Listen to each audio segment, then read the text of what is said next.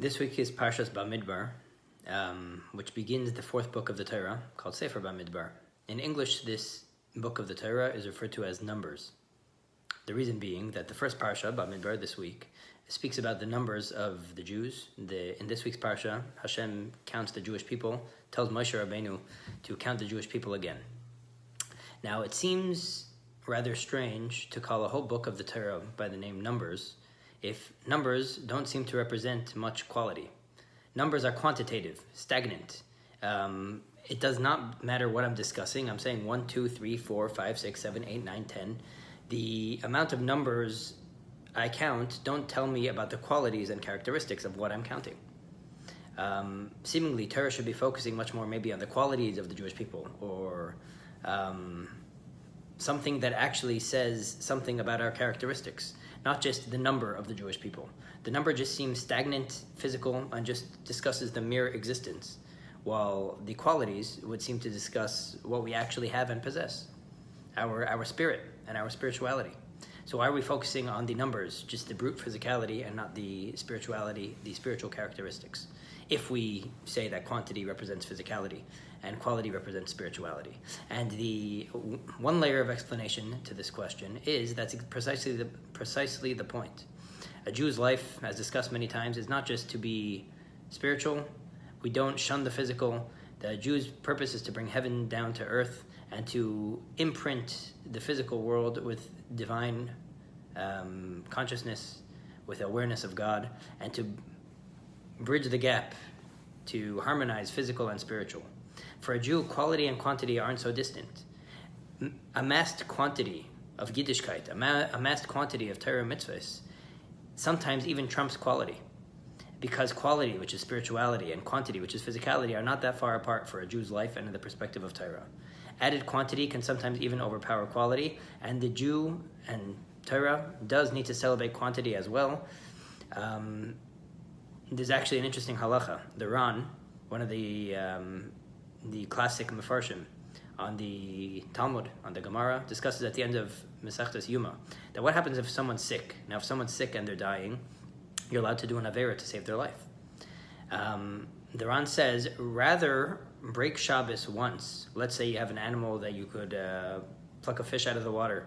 You could kill an animal, fish an animal, which is one big Avera of breaking Shabbos, and then feed this person sushi to save his life, raw fish. Or you could feed him non-kosher fish, which is already dead, and he'll just be eating non-kosher. Non-kosher is not as severe of a sin as breaking Shabbos, but the Ran said you should nevertheless break Shabbos for this man and not feed him non-kosher. Why? Breaking Shabbos, you're only doing one malacha to save this man's life. You're only doing one Avera by fishing out and killing the fish. But the non-kosher fish that you're going to be feeding this person, even though it's less of in quality, it's less of a severe sin, but every bite he's eating is now going to be a sin. He's eating a non-kosher. The bite of every bite he's taking of the kosher fish is fine. The isser you did, the avera you did, the sin you did was only once, even though it was qualitatively worse. But doing a lot of quantitative sins outweighs and is considered more severe than doing one qualitative sin of killing the fish on Shabbos.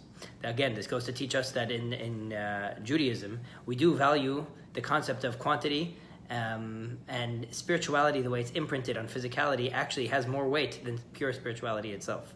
And the way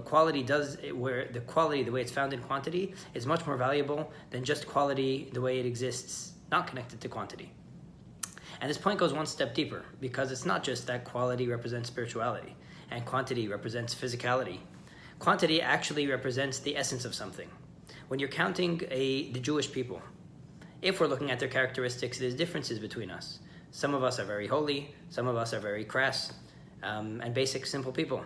Some of us are very spiritually inclined, and some of us have other tendencies. But when I say one Jew, two Jew, when Hashem tells Moses to count and notice each Jew as a number, Moses is thereby noticing the essence of us, the part of us that there's no difference between us. Just the fact that we are Jewish, period. The quantity, stagnant quantity, is so simple, but that doesn't mean it's shallow. It could be such a simple, a deep fact that a Jew exists. God values it. Whether I'm holy like Moshe, whether we are simple people, we are a number, and there's no difference between the number 1 of Moshe and the number 100 or 100,000 or the next Jew. Numbers don't just represent physicality, numbers actually represents essence, the part of us that is equal by all of us. And this is a powerful lesson we need to take from this Sefer of the Torah, this next book of the Torah, which is that sometimes quantity is very powerful and outweighs quality. And as the Rebbe says, we're in a generation that actually needs to focus on quantity more than quality. In other words, sometimes what paralyzes us in our Judaism or in life is, I feel like I'm faking myself, or I don't feel like I do things so thoroughly. Why should I take my prayer seriously if I get distracted by foreign thoughts? Why should I try to learn Torah if it's hard for me to understand the Hebrew and I need to use English? Qualitatively, we don't do things so well. Why should I invest in a good endeavor if I won't do it perfectly? And we get paralyzed by the fact that I can't do it perfectly with such high quality, so I might as well not do it at all. Comes this Parsha and teaches us that amassed numbers in Judaism weighs more than just quality. The more good things you do, even if you're not doing them so thoroughly, actually has more weight and impact than doing less things more thoroughly. So we shouldn't be paralyzed to not take on to do more things quantitatively, because we can't do them qualitatively. The essence of God and the essence of the Jew is, and the essence of what God actually cares about, practically, is the more we do and the more we get Jews to do more Torah and mitzvahs. How thoroughly are they doing it? Are they doing it basically? Are they doing it because they fully mean it, or they might not fully mean it? Who cares? There's already quality in the fact that the quantity exists. I mentioned this mathematics before, but God is infinite. And in which numbers do you in the growth from which number to which number do you find the most infinity?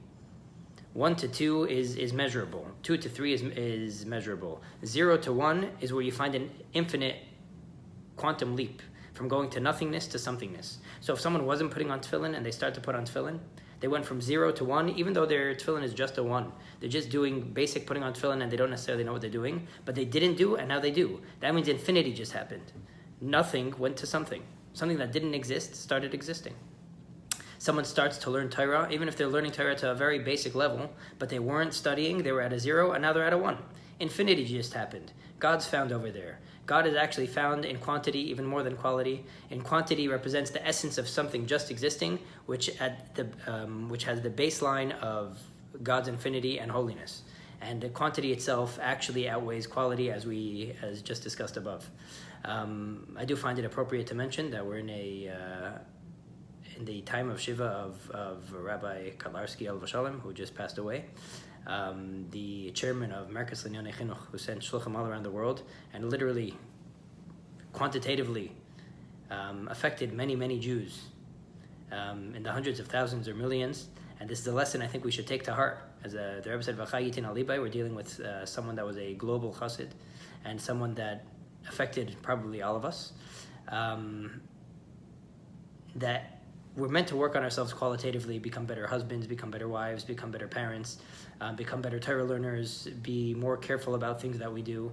But there's also a concept of just being dynamic and affecting quantitatively as many Jews to do as much Torah mitzvahs in quantity and in numbers as we can. That quantity itself already has tremendous weight qualitatively as well. And to get as many people to do good things. And eventually the quantity is what actually tips the scale, what has the most weight, and helps us bring Mashiach b'mehera. Have a great Shabbos.